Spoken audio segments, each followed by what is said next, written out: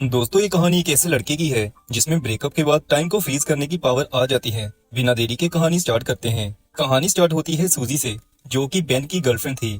आज दोनों का ब्रेकअप हुआ है, जिसके कारण सूजी बेन को अनाप शनाप बोल रही है। सूजी चिल्लाए जा रही है, लेकिन बेन सोच रहा होता है कि क्या गलती हुई, ये ब्रेकअप क्यों हुआ। फिर सूजी बेन के सिर में चाय वाला कप मारती है। असल में दोस्तों, वो बेन ही था जिसने सूजी को कहा था कि वो कभी मेरे साथ खुश नहीं रह पाएगी। इसी वजह से इनका ब्रेकअप हुआ है। सूजी बेन की पहली गर्लफ्रेंड थी। कुछ दिन बाद कॉलेज कैंटीन में बेन सूजी को उसके नए बॉयफ्रेंड के साथ देखता है, जिसके साथ सूजी बेहद खुश लग रही होती है। बेन सोचता है कि कुछ दिन पहले सूजी मेरे साथ खुश थी, लेकिन अब वो किसी और के साथ भी उतनी ही खुश है। ये बात बेन को बिल्कुल भी समझ नहीं आती। फिर बेन का बचपन का दोस्त शॉन उसे कहता है कि तुम्हें कोई सुंदर लड़की पटानी चाहिए जिसे देख के सूजी की जल जाए। लेकिन शॉन का बचपन से ही लड़कियों के साथ एक्सपीरियंस बहुत खराब था। जिस लड़की को भी शॉन ने डेट किया था, वो उसे मार के ही गई थी, जिसके कारण बेन शॉन की बात को इग्नोर करता है। बेन एक आर्ट स्टूडेंट है, पेंटिंग्स बनाना उसका पैशन है। लेकिन बेन बचपन से ही लड़कियों की इनर ब्यूटी का दीवाना था। बचपन में उसने अपने घर रहने वाली फॉरेन स्टूडेंट को नंगा देख लिया था। तभी से बेन लड़कियों से अट्रैक्ट होना शुरू हो गया था। बेन लड़कियों की इनर ब्यूटी से प्रभावित होने के कारण हमेशा उनकी नंगी पर बेहद खूबसूरत पेंटिंग्स बनाता है। भले ही बेन ने ब्रेकअप कर लिया है, लेकिन सूजी के जाने के बाद जैसे बेन की लाइफ का पतझड़ सीजन शुरू हो गया था। बेन पूरी तरह डिप्रेस्ड हो चुका था। हर टाइम उसे सूजी की ही याद आती थी। एक रोज बेन सूजी को फोन करता है और कहता है कि क्या हम दोबारा पैचअप कर सकते हैं। लेकिन सूजी कहती है कि अब वो नए बॉयफ्रेंड के साथ खुश है। बेन पूछता है क्या तुम उसके साथ सोई हो। सूजी हाँ करती है। बेन ये सुन के और भी डिप्रेशन में चला जाता है। इसका अंजाम ये होता है कि बेन को अब नींद नहीं आती। नींद जैसे बेन की आंखों से कहीं चली गई हो, जिसके कारण बेन के पास अब 8 घंटे और थे जिसमें वो बस सोचता ही रहता था। दिन गुजरते हैं, लेकिन बेन को नींद नहीं आती। एक दिन बेन सुपरमार्केट कुछ खाने को लेने जाता है, जहां वो दीवार पर लिखा देखता है कि यहाँ हमें रात को काम करने के लिए स्टाफ की जरूरत है। बेन की लाइफ से सूजी के साथ उसकी नींद भी जा चुकी थी। वो डिसाइड करता है कि इन 8 घंटों में अगर वो काम कर ले तो थोड़े पैसे बन जाएंगे। फिर बेन जॉब के लिए अप्लाई कर देता है। यहाँ का मैनेजर एक एक्स फुटबॉल प्लेयर था। बेन सोचता है कि लाइफ कितनी अनएक्सपेक्टेड होती है। कहाँ आप एक फुटबॉल प्लेयर थे और अब एक सुपरमार्केट में मैनेजर हैं। बेन कपड़े चेंज करने लॉकर रूम में जाता है, जहाँ वो शेरन नाम की लड़की को देखता है, जो उसे खूबसूरत लगती है। बेन देखता है कि मैनेजर का शेरन के साथ बर्ताव ठीक नहीं है। फिर बेन देखता है कि नाइट शिफ्ट में यहाँ काम करने वाले सभी वर्कर्स ने टाइम पास करने के लिए अपना अपना तरीका बनाया हुआ है। जैसे शेरन हमेशा अपनी वॉच को कवर करके रखती थी, वो कभी क्लॉक की तरफ नहीं देखती थी। वहीं दो दोस्त बेरी और मैट शरारतें करते रहते थे, कभी लड़कियों के सेक्शन में गलत चीजें रखते थे। लेकिन बेन का तरीका अलग था। बेन ब्रेकअप के बाद सोया नहीं था, जिसके कारण उसमें टाइम को फ्रीज करने की शक्ति आ गई थी। बेन का जब मन करता था वो टाइम फ्रीज कर लेता था। सुपरमार्केट में सभी को रोकने के बाद बेन सुंदर लड़कियों को अच्छे से ताड़ता था, उनके कपड़े उतार के पेंटिंग्स बनाता था, और फिर जब पेंटिंग्स कंप्लीट हो जाती थी तब वो कपड़े वापस पहना के टाइम को दोबारा अनफ्रीज कर देता था, जिससे बेन का अच्छा टाइम पास होने लगा था। फिर एक दिन शॉन बेन से मिलने उसके फ्लैट में आता है। बेन की बुरी हालत देख के शॉन कहता है कि तुम्हें स्ट्रिप क्लब जाना चाहिए। स्ट्रिप क्लब का नाम सुनते ही बेन को अपनी बचपन की एक याद आ जाती है।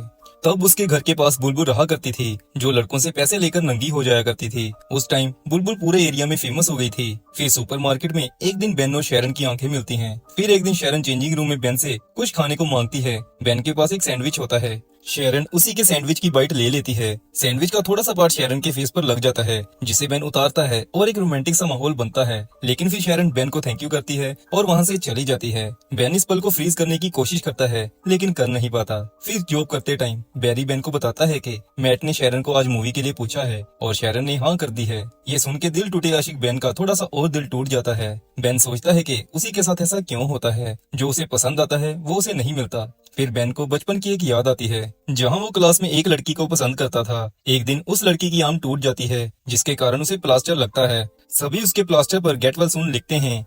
बेन भी उसके प्लास्टर पर गेट वेल सून लिखता है। लेकिन जब लड़की का प्लास्टर उतरता है तो उसकी आंख बालों से भरी होती है। ये देख के सभी बच्चे उसका मजाक उड़ाने लगते हैं। लेकिन बेन उसके पास बैठता है और कहता है कि तुम जैसी भी हो बहुत सुंदर हो। बाकी बच्चे जो कहते हैं उसकी परवाह मत करो। इस दिन के बाद बेन और लड़की गर्लफ्रेंड बॉयफ्रेंड बन जाते हैं। बेन उसे स्कूल की बैक साइड मिलने के लिए बुलाता है। लड़की वहाँ पहुँचती है। लड़की बेन से पूछती है क्या तुम मुझे किस करना चाहते हो।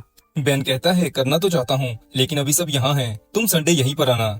संडे बेन वेट करता है, लेकिन लड़की आती ही नहीं। फिर उसे पता चलता है कि लड़की के माता पिता उसे लेकर फौरन मूव कर गए हैं। प्रेजेंट डे शॉन बेन को कहता है कि फ्रेंड्स भी इकट्ठे मूवी देख सकते हैं। शेरन और मैट सिंपल फ्रेंड्स होंगे, तुम चिंता मत करो। फिर चेंजिंग रूम में मैट बताता है कि मैंने और शेरन ने दबा के रात को बैट बॉल खेला था। शेरन को बहुत मजा आया। ये सुन के बेन दुखी हो जाता है। उसी टाइम चेंजिंग रूम में मैनेजर आता है और कहता है कि मेरे पुराने फ्रेंड के साथ बेट लगी है, इस संडे हमारा उनके साथ फुटबॉल का मैच होगा, लेकिन इनमें से किसी को भी फुटबॉल खेलना नहीं आता होता। फिर मैच वाले दिन बेन की टीम बहुत बुरी तरीके से हार रही होती है। शेरन मैट को चीयरअप करने आई होती है। बेन मैच हारता देख एक बार फिर टाइम फ्रीज करता है और पीने के लिए कुछ लेने जाता है। बेन को टाइम फ्रीज में अचानक कोई आवाज आती है। वो देखता है कि एक आदमी टाइम फ्रीज में मूव कर रहा है। यहाँ दोस्तों बेन को पता चलता है कि उसके अलावा और भी टाइम फ्रीज में मूव कर सकते हैं। वापस मैच में आके बेन दोबारा टाइम अनफ्रीज करता है। इस बार मैट को पेनल्टी मिलती है। वो बॉल को किक करता है जो कि सीधा मैनेजर के फेस पर बजती है। मैनेजर की गर्दन टूट जाती है। फिर बैरी और मैट मैनेजर को हॉस्पिटल लेके जाते हैं। मैट बेन को कहता है कि शेरन को घर तक छोड़ आओ। फिर बेन और शेरन इकट्ठे शेरन के घर की तरफ चल पड़ते हैं। रास्ते में बेन और शेरन एक कॉफी शॉप में रुकते हैं, जहां बेन पूछता है कि क्या मैट तुम्हारा बॉयफ्रेंड है। ये सुन के शेरन हैरान हो जाती है और बेन से पूछती है कि तुम्हें ये किसने कहा।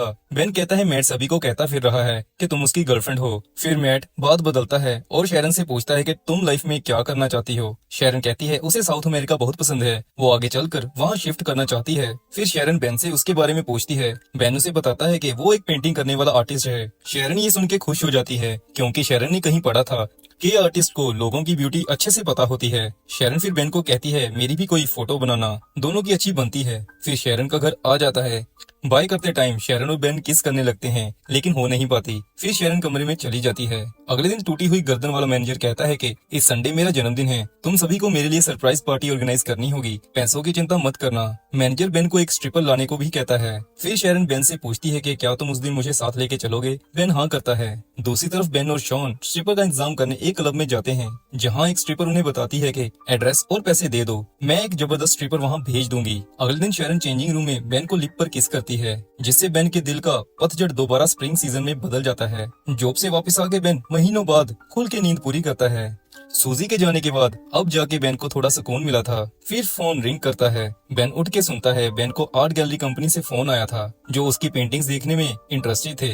वो उसे वेडनेसडे को मिलने का टाइम देते हैं। बेन ये सुन के खुश हो जाता है, लेकिन दोस्तों ये एक शरारत होती है जो बैरी और मैट ने की थी। आज संडे होता है। बेन शेरन को लेने उसके घर जाता है और उसे बताता है कि मुझे कंपनी ने मिलने के लिए बुलाया है। शेरन बेन के लिए बहुत खुश होती है। पार्टी में पहुंच के बेन देखता है कि सूजी भी वहां आई हुई है। बेन उसे अवॉइड करता है। फिर पार्टी में स्ट्रिपर आती है। ये स्ट्रिपर दोस्तों और कोई नहीं बल्कि बेन की बचपन वाली नेबर बुलबुल होती है, जिसे बेन और शॉन अच्छे से जानते हैं। फिर डांस के बाद शॉन बुलबुल पर लाइन मारता है, लेकिन बुलबुल को शॉन के बारे में पता है तो वो बुरा नहीं मानती। और ऐसे दोस्तों फाइनली शॉन को भी लड़की मिल जाती है जो उसे मारेगी नहीं।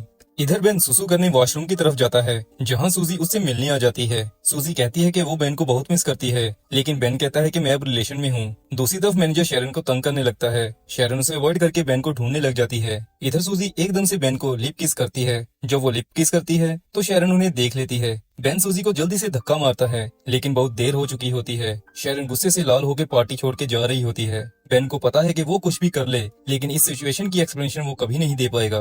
बेन टाइम फ्रीज करता है और 2 दिन सोचता रहता है कि वो शेरन को कैसे समझाए, लेकिन उसे कुछ भी समझ नहीं आता। बेन शेरन को मनाने उसके घर भी जाता है, लेकिन शेरन बेन की एक नहीं सुनती और बेन के मुंह पर दरवाजा बंद कर देती है। बेन दोबारा उदास रहना शुरू हो जाता है। फिर बुधवार आता है। बेन अपनी पेंटिंग्स लेके आर्ट कंपनी में जाता है, जहां वो कंपनी के सीईओ को कहता है कि आपने मुझे आज इंटरव्यू के लिए बुलाया था, लेकिन सीईओ कहता है कि शायद तुम गलत जगह आ गए हो, जिससे बेन समझ जाता है कि ये काम बैरी और मैट का होगा। बेन माफी मांगता है और वहां से जाने लगता है, लेकिन सीईओ बेन की पेंटिंग्स देख लेता है जो उसे बहुत पसंद आती हैं।